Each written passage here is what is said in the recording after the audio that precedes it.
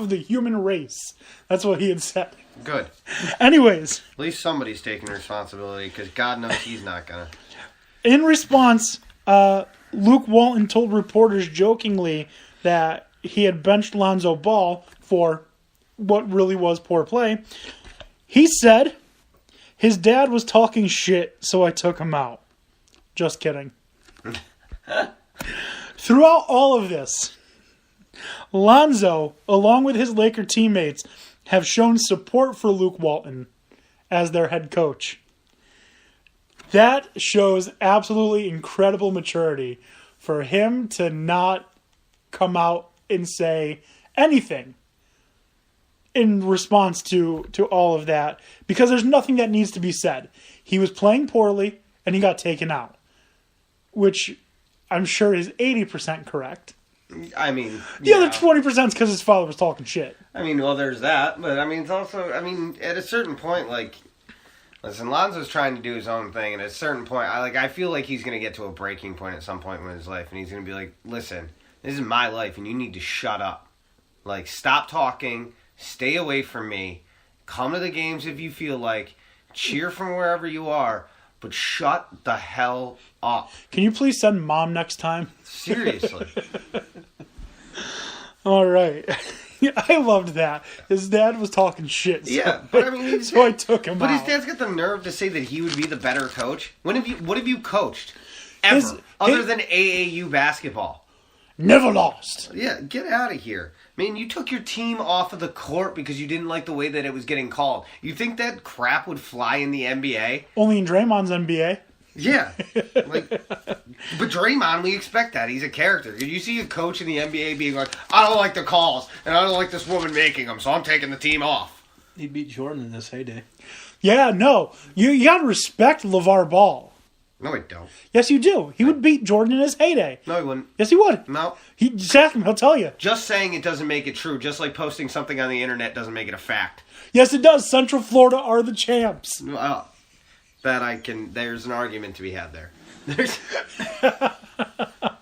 They're putting up a banner, so there's fact there. Have you ever played for the London Monarchs?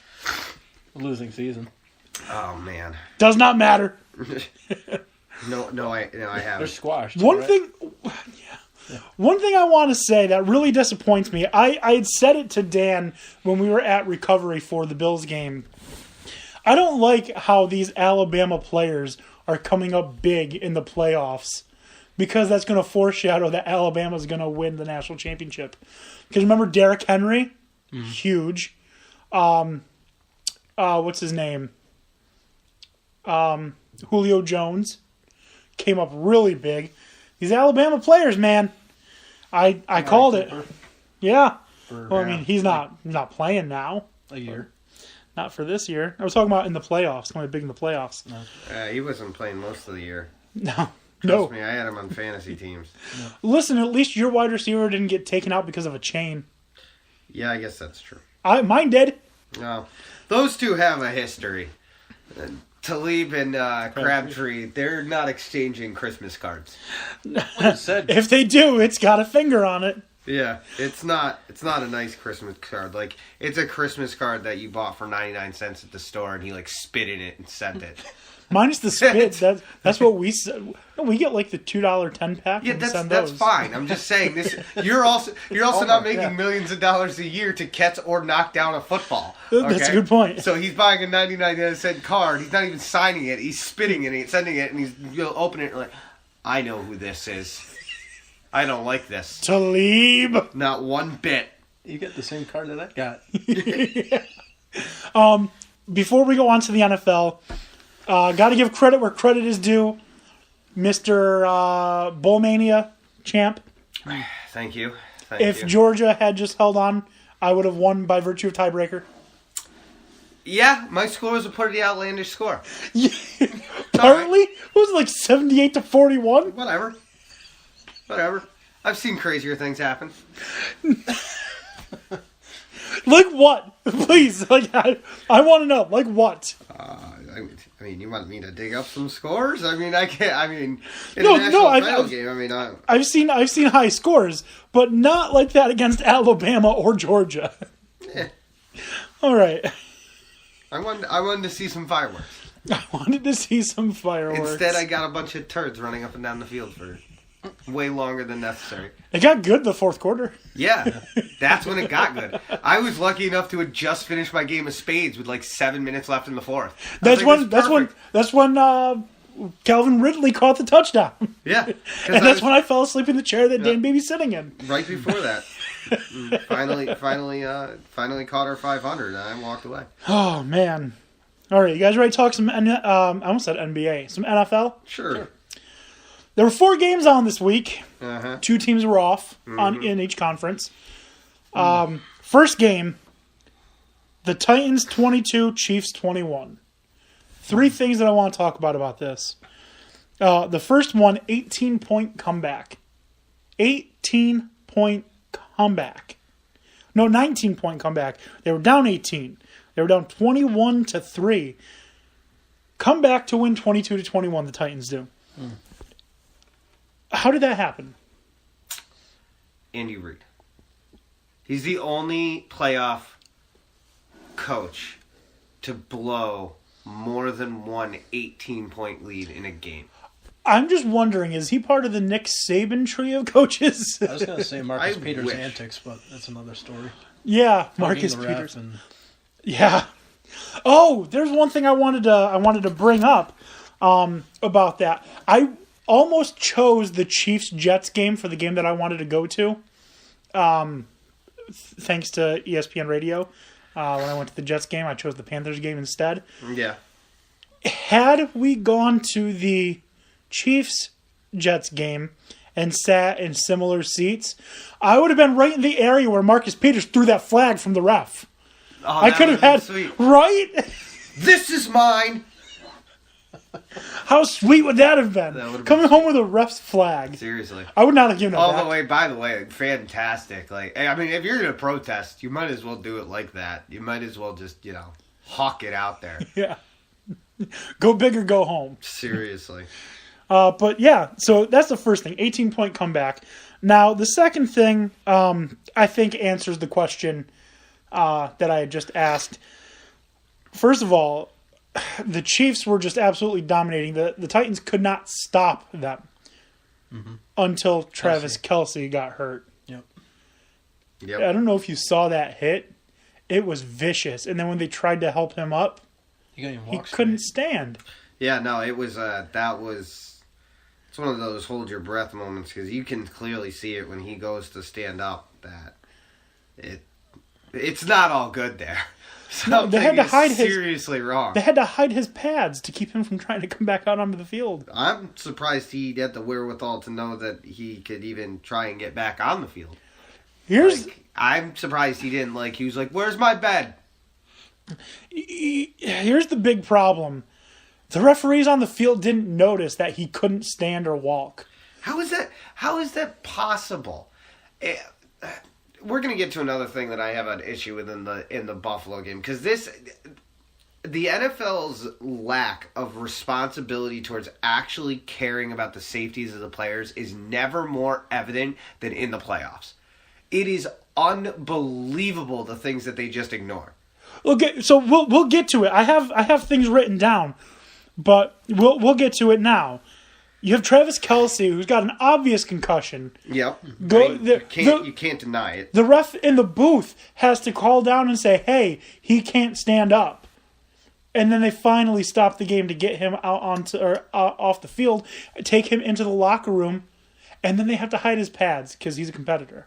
Mm-hmm. I mean, that particular aspect of it doesn't surprise me from Kelce. I mean, we know his personality. That seems like, like somebody told you that, you're like, yeah, that seems like something Tyrod Taylor Kelce would do. Tyrod Taylor, who's all loose and goosey anyways, gets hit in the head. He's on the ground for a while. Mm-hmm. Yep. And the referees don't seem to care. Nope. The training staff, good thing they recognized because they ran out onto the field. It wasn't until they started running out onto the field that the referee stopped play. True. All right, and then what is this shenanigans that Cam Newton was poked in the eye? Well, I mean, you get yeah, Cam Newton was poked in the eye. Clearly, it seems like there was no evaluation in that process. He had a damn concussion. But the other thing is, like, Tyrod Taylor's head gets slammed into the ground. If we're concerned about people, like, I understand if an injury happens and it looks like somebody is deliberately just sitting there to try and get the clock to stop, even though there's nothing wrong with them. But when someone is clearly knocked the F out from being slammed into the ground... He wasn't even sitting. He was laying. He looked like a chalk outline. But his hands were loose on the ball. Like, he was barely holding it when he was laying there. And I don't think it was because I think he was just holding it because that's where his hands happen to be. But I think it's ridiculous that situation causes you a 10-second runoff. I mean, I can see it if somebody's trying to abuse it. But, I mean, if you care about safety, that dude's brain damage is more important than a 10-second runoff. And the team shouldn't be penalized because their quarterback was just body slammed and concussed. Aren't the Bills being penalized enough by having to watch Nate Peterman come out? Yeah, aren't the Bills penalized enough by every call going against them all season? Especially when they go to replay? Every time they went to replay in a Bills game, I was like, whatever the outcome is, it's going to be in the opposite side of the Bills. And it, more times than not, was right. I feel like the refs, for the most part, got it right in the Bills game, but we'll talk about that. But I'm flabbergasted. Like, all season, like, they've just shown blatant disregard, absolute disregard for for player safety.